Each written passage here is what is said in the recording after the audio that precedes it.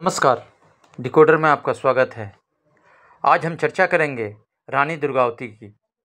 रानी दुर्गावती का नाम भारत के उन महानतम वीरांगनाओं की सबसे अग्रिम पंक्ति में आता है, जिन्होंने मातृभूमि और अपने आत्मसम्मान तथा अपनी जनता की रक्षा हेतु प्राणों का बलिदान दिया। आज उनके जन्मदिन पर हम उन्हें कोटि कोटि नमन करते हैं। गोंडवाना साम्राज्य की महारानी दुर्गावती जी ने न केवल मध्य प्रदेश बल्कि पूरे भारत की गौरवशाली विरासत की प्रतीक बनी। अल्प आयु में उन्होंने शौर्य, साहस और स्वराज के प्रति निष्ठा का महान आदर्श प्रस्तुत किया तथा मुगल आक्रांताओं से मातृभूमि की रक्षा करने के लिए वीरतापूर्ण सेना का नेतृत्व किया। हर युवा को महारानी दुर्गावती जी की जीवन गाथा, जननी और उनके आदर्शों को जीवन में आत्मसात करना चाहिए। संस्कृति और स्वाभिमान के लिए आजीवन संघर्ष करने वाली रानी दुर्गावती जी के जन्मोत्सव पर उनको कोटि कोटि नमन करते हैं। रानी दुर्गावती जी के ऊपर प्रोफेसर चंद्रभूषण श्रीवास्तव जी की कुछ पंक्तियां आप लोगों के सामने मैं प्रस्तुत कर रहा हूं। 1524 में जन्मी चंदेलों की शान थी, कालिंजर राजा की बेटी इकलौती संतान थी। दुर्गा अष्टमी का अवतरण दिवस दुर्गा का ही अवतार थी, थर्राए मुगलों की सेना ऐसी भीषण ललकार थी। रानी दुर्गावती का जन्म 5 अक्टूबर 1524 ईस्वी को प्रसिद्ध चंदेल सम्राट किरत राय के परिवार में हुआ था। इनका जन्म कालंजर बांदा उत्तर प्रदेश में पड़ता है कि किले में हुआ था। चंदेल राजवंश की भारतीय इतिहास में अपनी वीर राजा विद्याधर के लिए प्रसिद्ध है। वही विद्याधर जिन्होंने मोहम्मद गजनवी के आक्रमण को विफल किया और उसके काफ़ी सारे सैनिकों को मार भगाया। मूर्तियों के प्रति उनका प्रेम खजुराहो के विश्व प्रसिद्ध मंदिरों और कालंजर के किलों में परिलक्षित होता है। रानी दुर्गावती जी की उपलब्धियों में उनके साहस, कला संरक्षण और पैतृक परंपरा से विरासत में मिली थी। रानी दुर्गावती के जन्म के बाद कुछ सालों बाद उन्हें शिक्षा के लिए एक आचार्य को बुलाया गया और साथ में एक सेनापति को भी। दोनों ने उन्हें सैनिक और वैदिक दोनों शिक्षा दिया। रानी दुर्गावती को हमेशा रामायण में लंका कांड और सुंदरकांड पसंद था और महाभारत में वो हमेशा अर्जुन और कर्ण के बारे में ही सुना करती थी। 1542 में उनका विवाह गौंड वंश के राजा संग्राम सिंह के ज्येष्ठ पुत्र दलपत शाह से हुआ। संग्राम सिंह जी महाराणा प्रताप के खानदान से जुड़े हुए थे। इस विवाह के परिणाम स्वरूप चंदेल और गौड़ वंशों की में घनिष्ठता आई। यही कारण था कि शेर शुरू के आक्रमण के समय किरत राय को गोंडों और उनके दामाद दलपत शाह का सहयोग प्राप्त हुआ और एक ऐसी घमासान भीषण युद्ध हुई और जिसमें शेर शाह की मृत्यु हुई। 1545 में उन्होंने एक पुत्र को जन्म दिया जिसका नाम वीर नारायण रखा गया। लगभग 1550 ईस्वी में दलपत शाह की मृत्यु हो गई। क्योंकि उस समय वीर नारायण बहुत छोटे थे, इसलिए दुर्गावती गोंडराज की बागडोर अपने हाथ में ली और 2 मंत्री अधर कैस्त और मान ठाकुर ने रानी को प्रशासन सफलतापूर्वक प्रभावी ढंग से संचालन करने में बहुत सहायता की। रानी अपनी राजधानी सिंगौरगढ़ के स्थान पर चौरागढ़ में स्थानांतरित कर दी। यह सतपुरा पर्वत श्रृंखला पर स्थित अकबर ने मालवा के शासक बाज बहादुर को पराजित कर मालवा को मुगल साम्राज्य में मिला लिया। फलस्वरूप रानी की राज्य सीमा मुगल साम्राज्य से जुड़ गई। रानी का समकालीन मुगल सूबेदार अब्दुल माजिद खान एक महत्वाकांक्षी व्यक्ति था। उसने रीवा के शासक रामचंद्र को पराजित किया और रानी दुर्गावती के राज्य की समृद्धि उसे मोहित कर ली और मुगल सम्राट की अनुमति लेकर उसने रानी के राज्य पर आक्रमण कर दिया। मुगल साम्राज्य की योजना के अनुसार अकबर एक विस्तारवाद और रानी दुर्गावती की राजधानी सिंगौरगढ़ थी। वर्तमान में जबलपुर दमोह मार्ग पर स्थित ग्राम सिंग्रामपुर में रानी दुर्गावती की प्रतिमा से 6 किलोमीटर दूर स्थित सिंगौरगढ़ का किला बना हुआ है। सिंगौरगढ़ के अतिरिक्त मदन महल का किला और नरसिंहपुर का चौरागढ़ का किला रानी दुर्गावती के राज्य के प्रमुख गढ़ों में से एक थे। रानी का राज्य वर्तमान में जबलपुर, नरसिंहपुर, दमोह, मांडा, होशंगाबाद, छिंदवाड़ा, छत्तीसगढ़ के कुछ हिस्सों तक फैला था। रानी के शासन का मुख्य केंद्र वर्तमान जबलपुर तथा उसके आसपास का क्षेत्र था। अपने मुख्य 2 सलाहकारों आधार सिंह कायस्थ और मान सिंह ठाकुर की सहायता से उन्होंने बहुत सफलतापूर्वक शासन को चलाया। रानी दुर्गावती 1550 से 1564 ईस्वी तक सफलतापूर्वक शासन किया। रानी दुर्गावती के शासनकाल में उनके राज्य की ख्याति दूर दूर तक फैली। रानी दुर्गावती अपने शासनकाल में अपने नाम पर और उन्होंने अपनी दासी के नाम पर भी ताल बनवाए। जबलपुर में रानी का ताल जो रानी दुर्गावती के नाम पर बनवाया, उन्होंने अपनी दासी के नाम चेरी ताल और दीवान आधार सिंह के नाम पर आधार ताल उनके शासनकाल में गोंड और राजपूत राजाओं काफ़ी मुख्य पदों पर आसीन थे। रानी दुर्गावती को अपने विशेष जनता से प्रेम के लिए भी जाना जाता है। रानी दुर्गावती ने वल्लभ संप्रदाय के स्वामी विट्ठलनाथ का स्वागत किया और उन्हीं से वो दीक्षा भी ली। उन्होंने दुनिया को यह बताया कि दुर्गा महारानी की शक्ति मात्र एक ओजस्वी देवी ही नहीं थी, बल्कि खुद एक बहुत शक्तिशाली और सदैव गोंड वंश की जीवित एवं अमर गाथा के रूप में रही। शेरशाह सूरी के कालिंजर के दुर्ग पे मरने के बाद मालवा पर शुजात खान का अधिकार हो गया, जिसे उसके बेटे बाज बहादुर ने सफलतापूर्वक उसे आगे बढ़ाया। गोंडवाना राज्य की सीमा मालवा को छूती थी और रानी के राज्य की ख्याति दूर दूर तक फैल गई थी। मालवा का शासक बाज बहादुर ने रानी को महिला समझकर कमज़ोर समझा और गोंडवाना पर आक्रमण करने की योजना बनाई। बाज बहादुर के इतिहास में रानी रूपमती के प्रेम के लिए जाना जाता है। 1556 में बाज बहादुर ने रानी दुर्गावती पर हमला कर दिया। रानी की सेना बड़ी बहादुरी के साथ लड़ी और बाज बहादुर युद्ध में हार गया। रानी दुर्गावती की सेना की जीत हुई।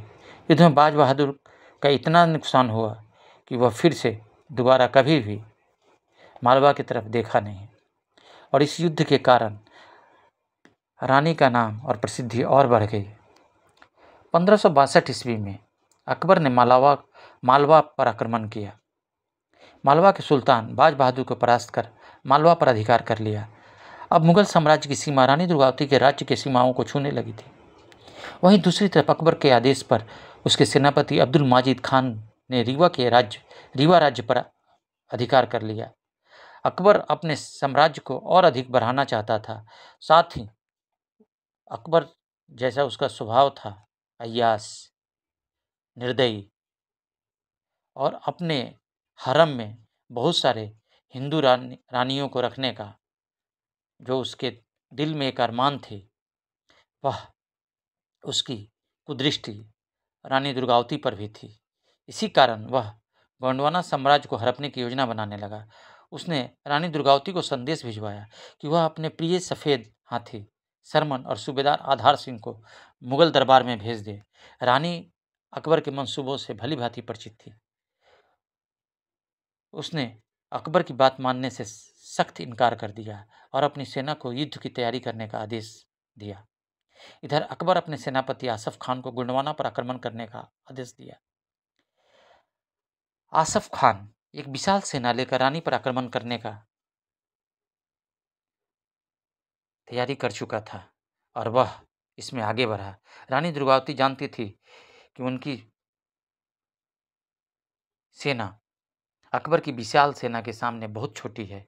युद्ध में एक ओर जहां मुगलों की विशाल आधुनिक सेना अस्त्र शस्त्र और तोपों से सुसज्जित थी और उसकी सेना आधुनिक अस्त्र शस्त्र प्रशिक्षित भी थी, वहीं रानी दुर्गावती की सेना छोटी, पुरानी और परंपरागत हथियारों से लैस थी। उन्होंने अपनी सेना को एक रणनीति के तहत नरई नाला की तरफ कूच करने का आदेश दिया। रानी गुरिल्ला युद्ध में पारंगत थी। रानी दुर्गावती के लिए नरई युद्ध क्षेत्र बहुत सुविधाजनक था, क्योंकि नरई के चारों तरफ घने जंगल थे और मुगल इन घने जंगलों में लड़ने का मुगलों का कोई एक्सपीरियंस नहीं था। इस कारण से रानी ने नरई का क्षेत्र चुना।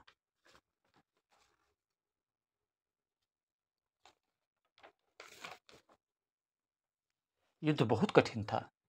सेना के फौजदार अर्जुन सिंह पहले ही दिन मारे गए। अब रानी ने स्वयं ही पुरुष का वेश धारण कर युद्ध का नेतृत्व किया और दूसरी तरफ के सेनाओं को काफी नुकसान पहुंचाया। शाम होते होते रानी की सेना ने मुगलों को घाटी से खदेड़ दिया। काफी मुगल सैनिक मारे गए। इस दिन की लड़ाई रानी दुर्गावती के नाम से थी और उस दिन रानी दुर्गावती की विजय हुई। रानी रात में फिर दोबारा सेना पर हमला करने और उसे भारी नुकसान पहुंचाना चाहती थी, परंतु उनके सलाहकारों ने ऐसा नहीं करने दिया। यही इतनी बड़ी भूल थी जो इतिहास उन सलाहकारों को कभी माफ नहीं करेगा। अगर उस रात रानी दुर्गावती ने मुगलों पर हमला कर दिया होता तो शायद अगले दिन का युद्ध का नज़ारा कुछ और होता। अपनी हार से तिलमिलाए मुगल सेना का सेनापति आसफ खान दूसरे दिन विशाल सेना एकत्र कर बड़ी बड़ी तोपों के साथ दोबारा रानी पर हमला बोल दिया। रानी दुर्गावती ने अपने प्रिय सफेद हाथी समरन पर सवार होकर युद्ध के मैदान में उतरी। साथ में रानी के साथ एक तरफ उनका पुत्र वीर राजकुमार वीर नारायण भी थे। रानी की सेना ने कई बार मुगलों की सेना को पीछे धकेल दिया। कुंवर वीर नारायण घायल हो जाने से रानी ने उन्हें युद्ध से बाहर सुरक्षित जगह भेजने के लिए बोला, लेकिन कुंवर कहाँ मानने वाले थे। फिर रानी ने उन्हें समझाया और अपने अंगरक्षकों और अपने सेनापति के माध्यम से उन्हें युद्ध के मैदान से बाहर भेजा। तभी युद्ध के मैदान में एक तीर रानी दुर्गावती के कान के पास लगा और दूसरा तीर उनके गर्दन पे लगा। तीर लगने के साथ ही रानी कुछ समय के लिए अचेत हो गई। जब रानी को पुनः होश आया तब मुगल सेना हावी हो चुकी थी। रानी के सेनापतियों ने उन्हें युद्ध का मैदान छोड़कर सुरक्षित स्थान जाने की सलाह दी, परंतु रानी ने इस सलाह को दरकिनार किया और अपने आप को चारों तरफ से घिरता देख रानी ने अपने अंगरक्षक को कहा कि तुम मेरा सर कलम कर दो, परंतु अंगरक्षक कहाँ मानने वाला था। अब तब रानी ने अपने तलवार से शरीर के शत्रुओं का गर्दन काटते हुए और सौगंध खाते हुए ताकि अपने मान सम्मान की रक्षा हेतु अपनी ही तलवार निकाली। और जब देखा कि अब चारों तरफ से घिर चुकी हैं और कहीं वो अकबर के हाथ न लग जाएं, स्वयं से तलवार घोंपकर अपने आप को बलिदान दे दिया। और इतिहास में यह वीरांगना महारानी सदा सदा के लिए अमर हो गई। जिस दिन रानी ने अपना बलिदान दिया था वह दिन था 24 जून 1564 ईस्वी। अब प्रतिवर्ष 24 जून को बलिदान दिवस के शौर्य दिवस के रूप में मनाया जाता है। रानी दुर्गावती का स्मरण किया जाता है। महारानी गोंडवंश की रानी सदैव अमर रहेंगी और संपूर्ण गोंडवाना साम्राज्य की ऐतिहासिक तौर पर सदैव जीवित रहेंगी। साथ ही रानी के बलिदान के बाद कुंवर वीर नारायण सिंह ने मुगलों से युद्ध करने के लिए एक बार फिर से कदम बढ़ाया। रानी ने पहले ही संकेत दिया था कुंवर वीर नारायण कि तुम किले में जाओ और वहाँ सभी औरतों को इकट्ठा करके जौहर की तैयारी करना, ताकि हमारी कोई भी बहन बेटी इन मुगलों के हाथ ना आए। और तभी वीर नारायण किले में प्रवेश करते हैं और वह नरसिंह का चौरागढ़ का किला, जिसमें सभी लोगों को इकट्ठा किया जाता है, राज्य की संभ्रांत भर की महिलाएं, सैनिकों की महिलाएं, पुत्रियां सभी इकट्ठा होती हैं और शहर के आसपास से जंगलों से लकड़ी काट के लाई जाती है। राल, कपूर, हुमाद सब कुछ इकट्ठा किया जाता है और किले के दरवाजे को बंद कर दिया जाता है और किले के अंदर जौहर की तैयारी शुरू होती है। यह सिलसिला लगभग 2 महीने तक किले को घेरे हुए रहता है और जब जौहर के लिए राल, जंगल की लकड़ी, चंदन, घी सब कुछ इकट्ठा होता है, इधर अकबर का सेनापति आसपास के एरिया में लूटपाट करता है और 2 महीने तक अपने जितने उसके सैनिक को रानी ने मारा था और रानी के सेनाओं ने मारा था उन सब को दफनाने का काम करता है और आसपास के इलाकों में लूटपाट करता है ताकि किले के अंदर का रसद सामग्री कोई पहुंचा ना सके और जो सामग्री ख़त्म हो जाए तो लोग भूख से तड़प कर बाहर आ जाए। लेकिन यहाँ तो पहले से जो प्लान था कि हम मुग़लों के हाथ अपनी महिलाएं, अपनी बहन बेटियों को नहीं आने देंगे, उनके हाथ नहीं लगने देंगे, उनके हरम की शोभा नहीं बढ़ने देंगे। इसी तैयारी में राजकुमार वीरनारायण ने एक पंडित को बुलाते हैं और वह पंडित सुबह सुबह पूजा करवा के उसके बाद तैयारी शुरू होती है। वहाँ अब जौहर की जब जौहर की तैयारी शुरू होती है, पंडित पूजा कराते हुए रोते हैं। पूरे लगभग 5000 से ज़्यादा महिलाएं स्नान करके, श्रृंगार करके, तैयार होके माता भगवती को याद करते हुए अपने पति से मिलती हैं। पति उन्हें आखिरी विदाई देते हैं। उसके बाद वो अपने बच्चों को गोद में लेकर और जौहर की तरफ प्रस्थान करती हैं। जौहर में बैठ जाती हैं और सभी पतियों के हाथ में घी, राल और जंगल से बनी लकड़ियाँ होती हैं और औरतें अपने बच्चों को लेकर जब जौहर स्थल पर बैठती हैं तो बच्चों को अपने पिता, ताऊ, भतीजा, दादा को दिखाती हैं और अंतिम विदाई रोते हुए अंतिम विदाई लेती हैं। साथ में वह माहौल ऐसा होता है कि चारों तरफ गमगीन माहौल रहता है और सभी लोगों ने अपने भारी मन से अपने बच्चों, अपने पत्नियों को विदाई करते हैं। 3 बजे तक सारा कार्यक्रम संपन्न होता है। सारी लगभग सभी महिलाएं जौहर कर चुकी होती हैं। तब वीरनारायण अपने सैनिकों के साथ युद्ध के लिए किले से बाहर निकलते हैं। वह युद्ध इतना खतरनाक होता है कि यह लगभग 500 से आसपास जितने सैनिक थे, इन सब सैनिकों ने लगभग 1 लाख के आसपास मुग़ल सैनिकों को मार डालते हैं। लेकिन इनकी संख्या कम होती है, सभी के सभी मारे जाते हैं। किले का दरवाज़ा बंद है। अकबर का सेनापति को फिर भी हिम्मत नहीं होता है कि वह किले के अंदर प्रवेश करे, इसलिए वह 3 दिन तक इंतज़ार करता है। तीसरे दिन वह किले के दरवाज़ा को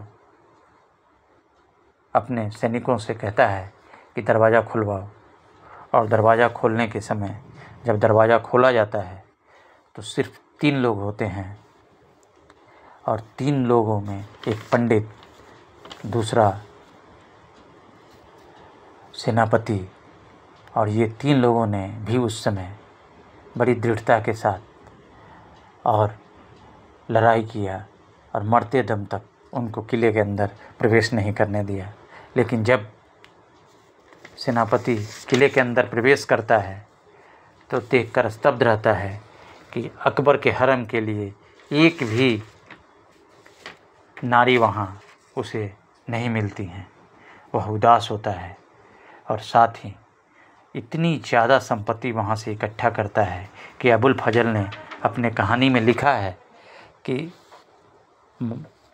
इतना संपत्ति गोंडवाना से मिला था कि जिसे काउंट नहीं किया जा सकता था, और वह संपत्ति लेकर अकबर के यहाँ पहुँचा दिया जाता है। इस तरह से रानी दुर्गावती अपने जौहर, लोगों के जौहर के बाद सबको सुरक्षित अपने साथ दूसरे महादेव की नगरी लेके चली जाती हैं और रह जाता है एक खंडहर, माँ दुर्गावती का किला। यह है महारानी दुर्गावती की शौर्य गाथा। दोस्तों, आपको यह कहानी कैसा लगा? यह एक कहानी नहीं, यह एक सत्य कथा है। अगर आपको कहानी अच्छा लगा तो कमेंट में जय हिंद, जय माँ दुर्गावती ज़रूर लिखें, लाइक करें, शेयर करें। जय हिंद, जय भारत। एक बार फिर माँ महारानी दुर्गावती को हम चरण वंदन करते हैं। माँ, तुम्हें हिंदुस्तान हमेशा याद रखेगा। आप सभी से अनुरोध है कि आप अपने बच्चों को यह कहानी ज़रूर सुनाएं। जय हिंद, जय भारत।